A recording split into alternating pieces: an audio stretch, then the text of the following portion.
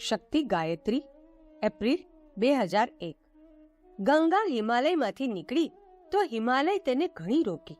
ગંગાએ કહ્યું, મારે લોક કલ્યાણ માટે જવું જ પડશે. તે નીકળી પડી.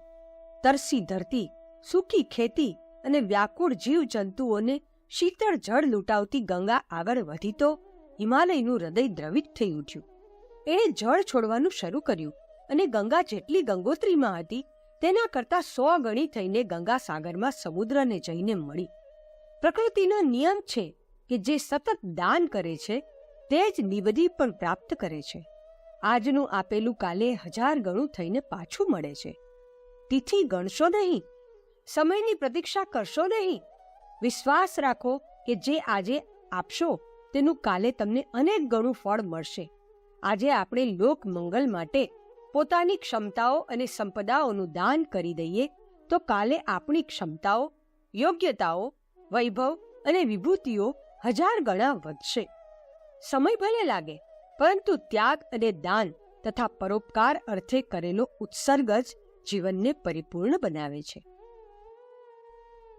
મેં કહ્યું, ગુરુદેવ, પહાડો જેવી શાંતિ ક્યાં? એકાંતમાં બેસીને આત્મચિંતન કરીશ અને પોતાનો પરલોક સુધારીશ. ગુરુએ કહ્યું, વત્સ, પહાડોનો પરમાર્થ અનિશ્ચિત છે. તું ગામડાઓમાં જા, જ્યાં લોકો અજ્ઞાનતાના કાદવમાં ફસાઈને દિનહીન અને ખરાબ હાલતમાં કષ્ટો સહી રહ્યા છે. શહેરોમાં જા, ત્યાંનું અજ્ઞાન માનવી વચ્ચે ભેદભાવ, છળ કપટ અને વિષમતાના બીજ વાવી રહ્યું છે. મેં કહ્યું, દેવ, ત્યાંનો સંઘર્ષ અને ત્યાંની યાતનાઓ મારાથી સહન નહીં થાય. ત્યાંનો કોલાહલ અને રુદન હું જોઈ નહીં શકું. મને પહાડ પર જવા દો. ગુરુદેવની આંખો આંસુથી છલકાઈ ગઈ અને કહ્યું, તાત, જે દેશના નાગરિક તથા નાના નાના સંતાનો અજ્ઞાનમાં ભટકી રહ્યા હોય ત્યાંના બુદ્ધિશાળી લોકો પોતાના સ્વાર્થ અને કલ્યાણની વાતો વિચારે તે અન્યાય જ નહીં, પાપ પણ છે. ઈશ્વરને પ્રાપ્ત કરવો છે તો પ્રકાશની સાધના કરો. જેઓ અંધકારમાં ભટકી ગયા છે તેમને જ્ઞાનનો પ્રકાશ આપો. પથ્થરની એક મોટી શિલા જોઈને બાળકે બુદ્ધને પૂછ્યું, ભગવાન, શું આ શિલા પર કોઈનું શાસન શક્ય છે? ભગવાન બુદ્ધે જવાબ આપ્યો, લોખંડમાં પથ્થર કરતાં અનેક ગણી શક્તિ હોય છે. લોખંડ પથ્થરના ટુકડે ટુકડા કરી દે છે. શિષ્યએ પ્રશ્ન કર્યો, તો પછી લોખંડ કરતાં પણ કોઈ શ્રેષ્ઠ વસ્તુ હોઈ શકે છે? બુદ્ધ બોલ્યા, કેમ નહીં? અગ્નિ છે, જે લોખંડનો અહંકાર ગાળીને દ્રવ રૂપ બનાવી દે છે. શિષ્યએ કહ્યું, અગ્નિની વિકરાળ જ્વાળાઓ સામે શું કોઈનું કશું ચાલી શકે છે? બુદ્ધે કહ્યું, કેવળ જળ છે, જે તેની ગરમીને શીતળ બનાવી દે છે. શિષ્યએ કહ્યું, જળનો મુકાબલો કરવાની તાકાત કોનામાં હશે? બુદ્ધે કહ્યું, આમ કેમ કહો છો વત્સ? સંસારમાં એકથી શક્તિશાળી મોજૂદ છે. વાયુનો પ્રભાવ જળધારાની દિશા બદલી નાખે છે. સંસારનો પ્રત્યેક પ્રાણી વાયુને કારણે જીવિત છે. શિષ્યએ કહ્યું, જ્યારે વાયુ જ જીવન છે તો તેના કરતાં મહત્વની વસ્તુ હોવાનો સવાલ જ ઊભો થતો નથી. બુદ્ધને હસવું આવી ગયું. કહ્યું, મનુષ્યની સંકલ્પ શક્તિ દ્વારા વાયુ પણ વશમાં થઈ જાય છે. તેની સંકલ્પ શક્તિ સૌથી મહાન છે. સુજાતાએ ખીર આપી. બુદ્ધે તે ગ્રહણ કરી પરમ સંતોષ અનુભવ્યો. તે દિવસે એમને જે સમાધિ લાગી તે 7મા દિવસે જ તૂટી. જ્યારે તેઓ ઉઠ્યા ત્યારે તેમને આત્મ સાક્ષાત્કાર થઈ ચૂક્યો હતો. નિરંજના નદીના તટે પ્રસન્ન મુદ્રામાં ભગવાન બુદ્ધને જોઈ સુજાતા વિસ્મિત થઈ ગઈ કે તેઓ 7 દિવસ સુધી એક જ આસનમાં કેવી રીતે બેસી રહ્યા. તે જ વખતે કેટલાક લોકો સામેથી શબને લઈ જતા દેખાયા. ભગવાન બુદ્ધ હસવા લાગ્યા. સુજાતાએ પ્રશ્ન કર્યો, યોગીરાજ, કાલ સુધી તો આપ શબ જોઈને દુઃખી થઈ જતા હતા, આજે કેમ હસવા લાગ્યા? ભગવાન બુદ્ધે કહ્યું, બાલિકે, સુખ દુઃખ મનુષ્યની માત્ર કલ્પના છે. કાલ સુધી આસક્તિને કારણે એ ભય હતો કે ક્યાંક એ છૂટી ન જાય. એ ભય જ દુઃખનું કારણ હતું. આજે મેં જાણી લીધું કે જળનો ગુણ જ પરિવર્તન છે. પરંતુ આપણે જે માટે દુઃખ કરીએ છીએ તે નથી પરિવર્તનશીલ કે નથી નાશવંત. જે સનાતન વસ્તુને પ્રાપ્ત કરી લે તેને નાશવાન વસ્તુઓનું શું દુઃખ? સ્વર્ગલોકમાં ખળભળાટ ફેલાઈ ગયો. સ્વર્ગની શાસન વ્યવસ્થા બગડી રહી હતી. વિષ્ણુ ભગવાન હિરણ્યાક્ષના વધ માટે વારાહ અવતાર ધરી પૃથ્વી પર આવ્યા હતા. પ્રયોજન પણ પૂરું થયું, છતાં તેઓ પાછા ન વળ્યા. એક એક કરીને દેવો આવ્યા અને તેમને પાછા વળવા વિનંતીઓ કરી, પરંતુ વારાહ અને કાદવમાં આડોટવું અને મોટા પરિવાર સાથે રહેવાનું એટલું ગમી ગયું હતું કે તે સ્વર્ગ પાછા જવા તૈયાર ન થયા. આવેલા દેવોને નિરાશ થઈ પાછા જવું પડ્યું.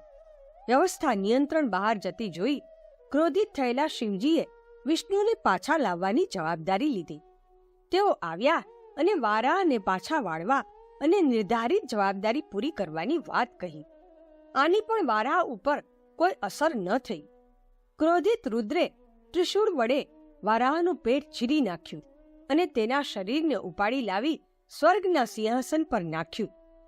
વિષ્ણુ પોતાના અસલ સ્વરૂપમાં આવ્યા અને દેવતાઓને ઉદ્દેશીને બોલ્યા, મોહ અત્યંત શક્તિશાળી હોય છે. તે ભગવાનની પણ દુર્ગતિ કરાવી શકે છે.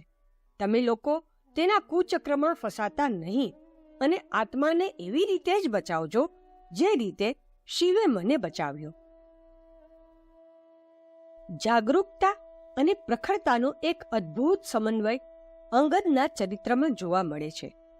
તે રાવણના દરબારમાં જઈ પહોંચ્યો અને તેની સાથે સાહસપૂર્વક વાર્તાલાપ કર્યો. રાવણના મિત્ર વાલીના પુત્ર હોવાના કારણે પ્રભુએ તેને દૂત રૂપે મોકલ્યો હતો. પરસ્પર ઉત્તેજક સંવાદ પછી જ્યારે રાવણ અંગદના પગને પણ હલાવી ન શક્યો ત્યારે તે એક કૂટનીતિક ચાલ ચાલ્યો. બોલ્યો, અંગદ, જે રામે તારા પિતાને માર્યા એમને જ તું સહાય કરી રહ્યો છે. મારા મિત્રનો પુત્ર થઈને પણ તું મારા સાથે વેર બાંધી રહ્યો છે. અંગદ હસ્યો અને બોલ્યો, રાવણ, અન્યાયી સામે લડવું અને એનો વધ કરવો એ જ સાચો ધર્મ છે. ભલે પછી તે મારા પિતા હોય કે તમે પણ કેમ ન હો. અંગદના આ તેજસ્વી શબ્દો સાંભળી રાવણ નિરુત્તર થઈ ગયો.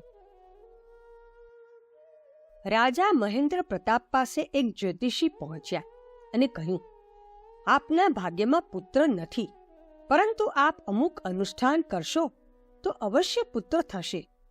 રાજા સાહેબે એમને તરત જ વિદાય આપતા કહ્યું, આપને વ્યર્થ મારા જેવી વ્યક્તિ પાસે આવીને સમય પણ નષ્ટ કરવો પડ્યો અને તુરંત જ જવું પડ્યું. આપ આપની સલાહ આપની પોતાની પાસે રાખો. મારે મારો વંશ ચલાવવા માટે જીવધારી પુત્રની જરૂર નથી. જે રકમ મારા પુત્ર માટે ખર્ચવાની હતી તેને હું સત્પ્રયોજનો માટે ખર્ચીશ. રાજા સાહેબે વૃંદાવનમાં પ્રેમ મહાવિદ્યાલયની સ્થાપના કરી. તેને જ પોતાનો પુત્ર માન્યો અને લાખોની સંપત્તિ તેને આપી ગયા. એમણે વિલમાં લખ્યું કે મારો વંશ આ પ્રેમ મહાવિદ્યાલય જ આગળ ચલાવશે. સમાજમાં આવી સત્પ્રવૃત્તિઓ ચાલવા લાગે તો હું સમજીશ કે મારો પુત્ર સુપુત્ર નીકળ્યો. ધરતીએ કહ્યું, વૃક્ષો, હું તમને ખાતર આપું છું, પાણી આપું છું, રસ આપું છું. તેના દ્વારા તમને પોતાને તૃપ્ત કરો, પુષ્ટ કરો અને કોઈને કશું આપશો નહીં. વૃક્ષે કહ્યું, નહીં માતા, મને આપવા દો. એણે ફૂલ આપ્યા, ફળ આપ્યા, પાન આપ્યા. વૃક્ષ સુકાઈ રહ્યું હતું ત્યારે પણ તેની એ જ કામના હતી કે કોઈ આવે અને મારા સૂકા લાકડા લઈ જઈ પોતાના ઉપયોગમાં લે. શાંતિકુંજ વિડિયો ગુજરાતી યુટ્યુબ ચેનલને સબસ્ક્રાઇબ કરો તથા બાકીના વિડિયોઝનો લાભ લેવા માટે બેલ આઇકન જરૂર દબાવો. ધન્યવાદ.